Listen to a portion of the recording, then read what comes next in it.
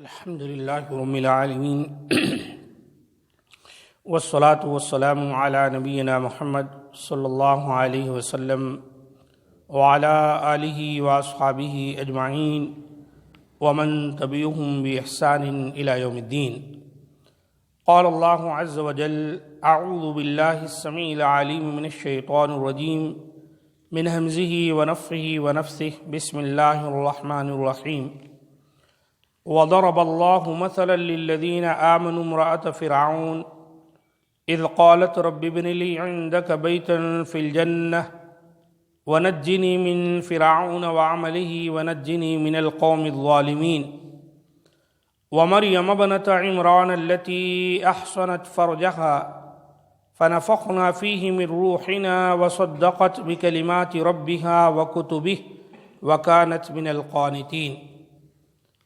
اور اللہ نے ایمان والوں کے لیے فرعون کی بیوی کی مثال بیان فرمائی جبکہ اس نے دعا کی کہ اے میرے رب میرے لیے اپنے پاس جنت میں مکان بنا اور مجھے فرعون سے اور اس کے عمل سے بچا اور مجھے ظالم لوگوں سے خلاصی دے۔ اور مثال بیان فرمائی مریم بنت عمران کی جس نے اپنی ناموس کی حفاظت کی، پھر ہم نے اپنی طرف سے اس میں روح پھونک دی اور اس نے اپنے رب کی باتوں اور اس کی کتابوں کی تصدیق کی اور عبادت گزاروں میں سے تھی۔ سورۃ التحریم آیت نمبر 11 اور 12۔ یہاں اللہ تعالیٰ نے اہل ایمان کے لیے ایک مثال بیان کی ہے۔ پیچھے حضرت نوح علیہ السلام اور حضرت لوط علیہ السلام کی بیویوں کا تذکرہ اللہ تعالیٰ نے کیا تو وہاں پر کافروں کے لیے مثال بیان کی اور یہاں ایمان والوں کے لیے۔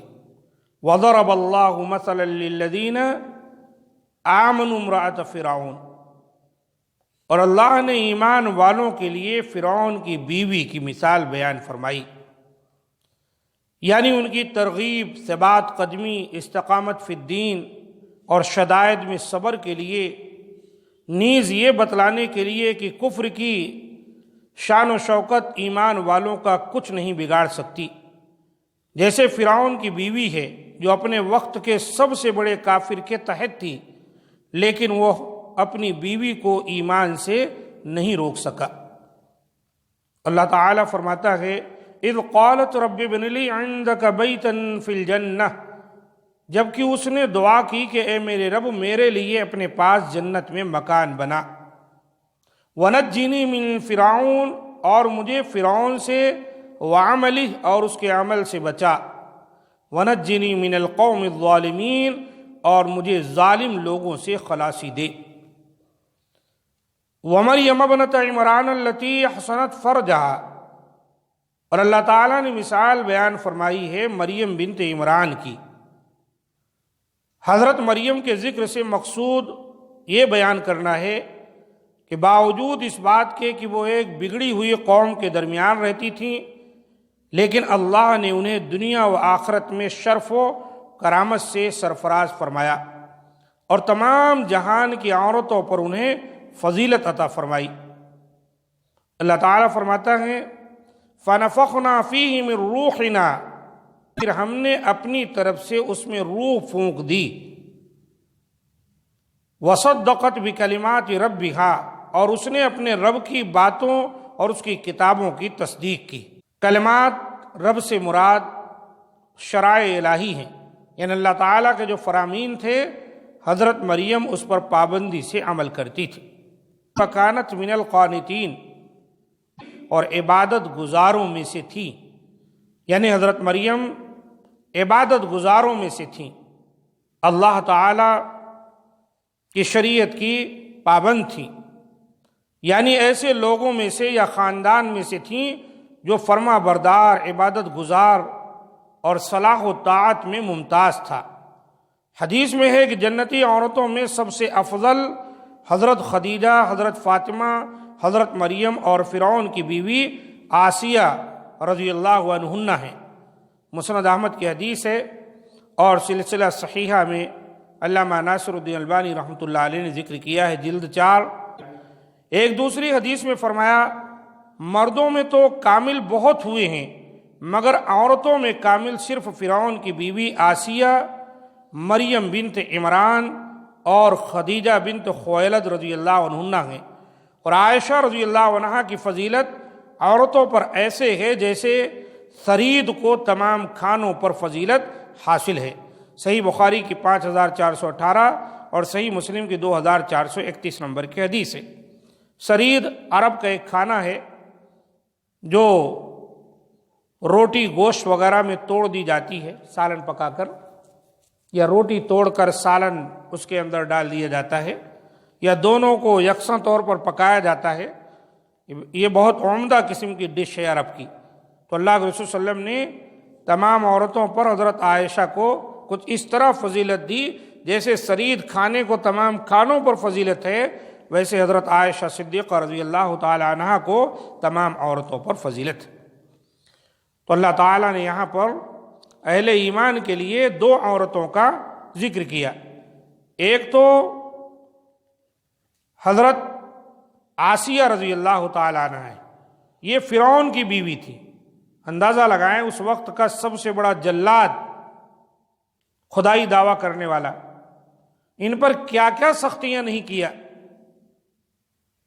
ان کو جب دھوپ نکل جاتی صحرا میں لے جا کر لٹا کر پتھر رکھ کر ہاتھ پاؤں رسیوں سے باندھ کر میخیں گاڑ دیتا تھا، اس سختی میں یہ پڑی رہتی تھی۔ اسی اثنا میں انہیں اوپر جو ہے ابر کا سایہ نظر آتا، اللہ تعالیٰ فرشتوں کو بھیجتا، وہ سایہ کر دیتے تھے، اور جنت کی انہیں سیر کرا دی جاتی۔ جب دیکھتی تو یہی دعا کیا کرتی تھی، رب ابن لی عندک بیتا فی الجنہ، اللہ تیرے پاس جنت میں میرے لیے گھر بنا دے اور مجھے فرعون اور اس کے عمل اور اس کے قوم سے جو ظالم ہے نجات دے۔ اللہ تعالیٰ نے ان کو نجات دی۔ اور پھر حضرت مریم ہے، قوم کے لوگ بگڑے ہوئے ہیں، یہاں پارسا ہیں، نیک کام کرنے والی، اور اللہ کے حکم سے حاملہ ہو گئیں۔ حمل تو کسی طرح چھپا لیا، بچہ بھی پیدا ہو گیا، اللہ کا حکم ہوا یہ بچے کو لے کر قوم کے پاس جاؤ۔ قوم کے لوگوں نے کیا کیا الزام آپ پر نہیں دیا، کیا کیا بہتان تراشیاں نہ کی۔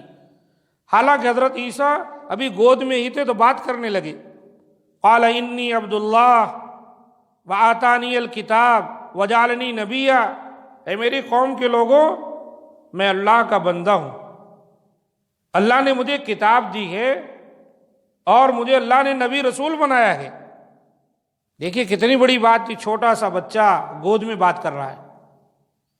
تو یہ تمام تکلیفیں جھیلنے کے بعد اللہ نے ان کو مقام اور مرتبہ دیا حضرت مریم کو۔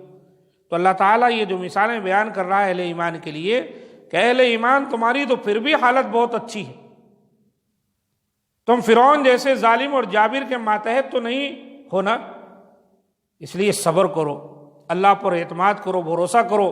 جیسے اللہ کی بندیاں خاص کر کے عورتوں کے لیے اس میں بہت بڑی نصیحت ہے۔ اور پیچھے جو بیان ہوا نبیوں کی بیویاں تھیں، لیکن کیا ہوا جو غلط روش اختیار کی تو نبی ان کے کچھ کام نہیں آئے، جہنم میں ڈال دی گئی۔ اس لیے خواتین کو چاہیے وہ نیکی کا راستہ اختیار کرے، بھلائی کا راستہ اختیار کرے۔